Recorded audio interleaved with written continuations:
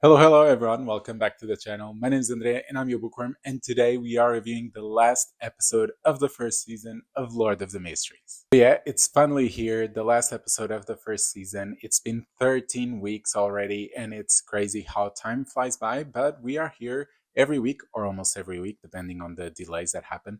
But anyways, every week trying to review the episodes and say what we think about it in regards to the adaptation to the web novel, which is Lord of the Mysteries, the same name, written by Cuttlefish That Loves Diving, or Qian Shui the Wuzei. For the ones that are new here, I've been reviewing episode by episode this first season of the anime. You can check out the reviews for the other 12 episodes here on the channel. And if you're curious about the web novel, you can also check out the review of the first and second web novel. That's right, I finally put out the review of the second web novel. It's been getting a lot of engagement, so thank you everyone. And it's been really good to discuss all the things that are yet to come, or things that have happened and were really good or not so good. But anyway, you can check all of those videos out and then come to this one and talk about this last episode. But so for the ones that don't know, Lord of the Mysteries, fantasy web novel. It's kind of like steampunk with urban fantasy. Now in this third volume that I'm currently reading, a lot of nautical fantasy as well. And yeah, it's really good, that's all I can say so far. But regarding the episode of itself, let's get on with it. So we start off the episode right off from where we left off in the previous one, which was a big battle that was about to happen with Magos the monster, or Monster Magos, whatever you want to call it. And Magos was just about to attack Leonard. Now, I don't want to go into too much detail about this battle, because I think the battle was just amazing. I keep saying that the anime does battle scenes and action really well, and I stand by that. It was an amazing battle. The back and forth, all of the things that happen in the battle were done very well, both in terms of animation and in terms of plot and all of it that was happening. I will talk about certain points, but I don't want to talk too much about the battle, because I think that should be enjoyed on a first view, and even like on reviews after, when you see it again. So I'm gonna just say that it was great. I loved it. It was amazing. Now, one of the things I want to mention is throughout this battle, we see our heroes try several different things to kill this monster, and amongst them we see Klein finally use the sun emblems that he prepared with the sun of, or with the blood of the sun god, the eternal blazing sun. Now, in my head, I imagined it slightly different, because I thought it was just a beam of light that is so powerful that shines from above and kind of just uses its purifying light to destroy whatever monster it is.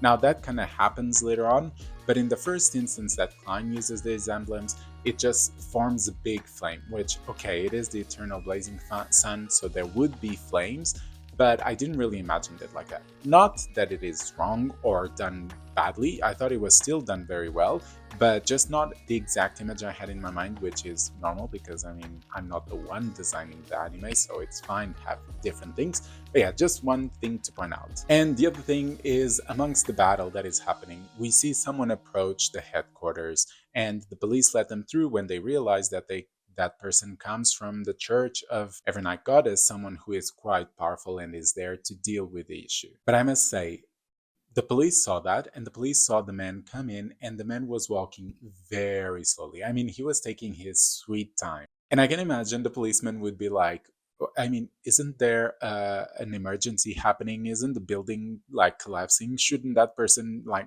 run there instead of just leisurely walking towards the place? I thought that was, I mean, not the best way, but I can imagine it's just for the impact, for the anticipation. And after that scene with that person, we see a very emotional scene with Captain Dunn sacrificing himself to ensure that Magos is controlled. And with Dunn's sacrifice, and with Klein using another sun emblem, and even with Leonard helping with the vial of blood that is an artifact, they are able to destroy Magos the monster and stop the true creator from descending into the world through the baby that Magos was impregnated with. What I mentioned here is that we finally saw the reference that Captain Dunn had the other Nighthawks that have died with him when he consumed his, or their, beyond their characteristics, because we see their spirits all aligned. Of course, we also see Old Neil, which shouldn't really be there, but I think it was a good nod to that detail that I mentioned in the previous episode, that I thought it wasn't the best,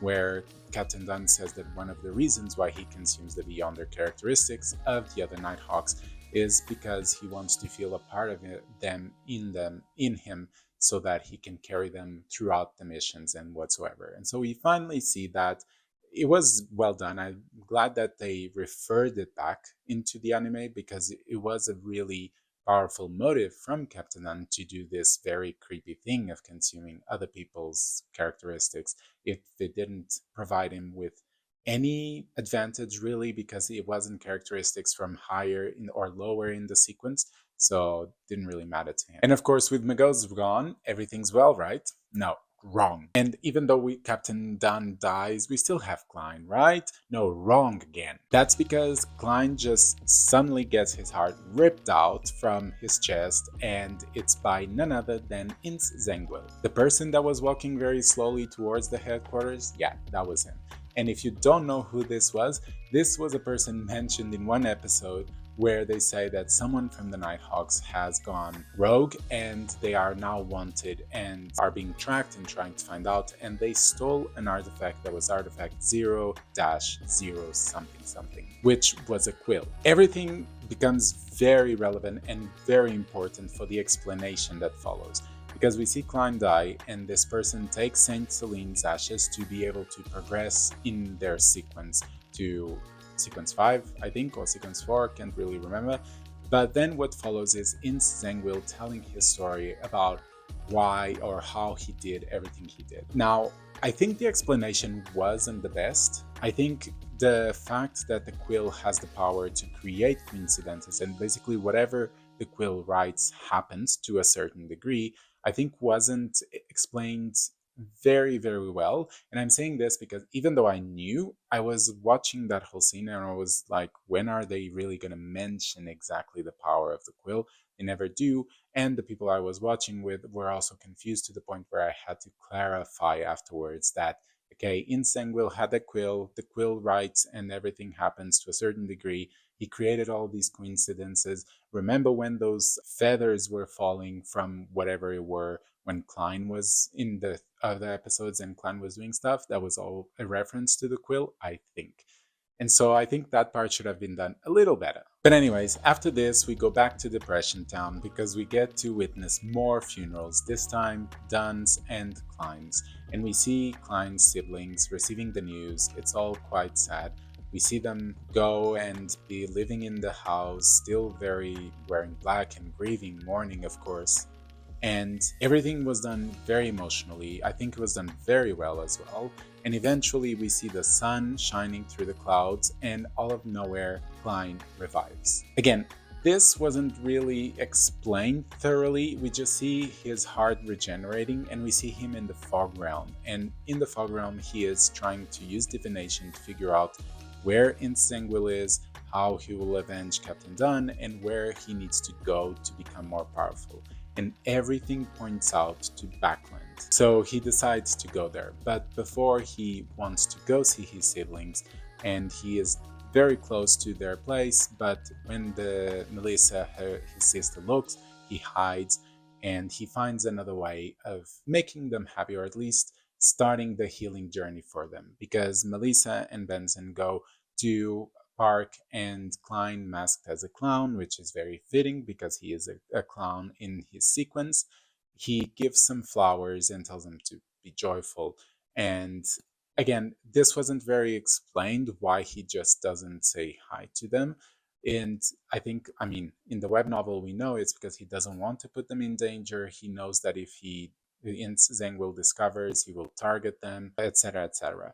It wasn't very clear here, but I think it was a subliminal message, kinda, so I'm okay-ish with this, but I think the scenes were done very well, especially with Klein masked as a clown, giving the flowers. That was beautiful. And that scene ends our episode and the last episode of the season, except we also have a post-credit scene where we see Backland and we see someone arriving and giving a card of them saying Sherlock Moriarty.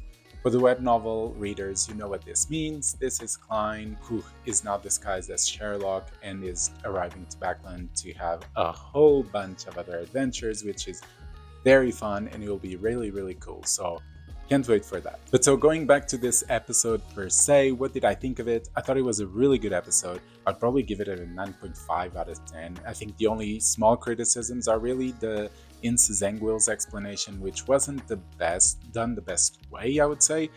But as it is, it was still good and it was still very entertaining. And one thing that I need to mention that is a small criticism, but not really criticism, is something that I mentioned in the previous episode, on episode 12, which is the fact that Leonard's shadow was speaking, and I felt that they would not mention that whatsoever. They would not close that plot line. And I was right, because that wasn't even mentioned in this episode. It was like it never happened. So I thought they might have just not spoken about it at all, instead of inserting that on episode 12 and then not talking until it becomes relevant in the second season. Anyways, this was a great episode and a great season of itself. I loved it. I think they did the adaptation really well. I mean, the action scenes were brilliant. And even with the changes here and there from the web novel, I don't think any change was too bad or too drastic that it completely broken my sense of disbelief. So very well done. And yeah, like every time I watch the anime, I would want to read more of the web novel to keep going ahead and keep finding all of these things and all of this world building, which is so expensive and so good. So that's what I've been doing, reading a lot of web novel. And yeah, now it's your turn. Let me know what you think. Did you like this episode? Did you like the whole season? Comment down below what was your favorite episode. And if you're new, don't forget, subscribe, like the content, and you shall be seeing me on Thursdays and Sundays, okay? See you soon.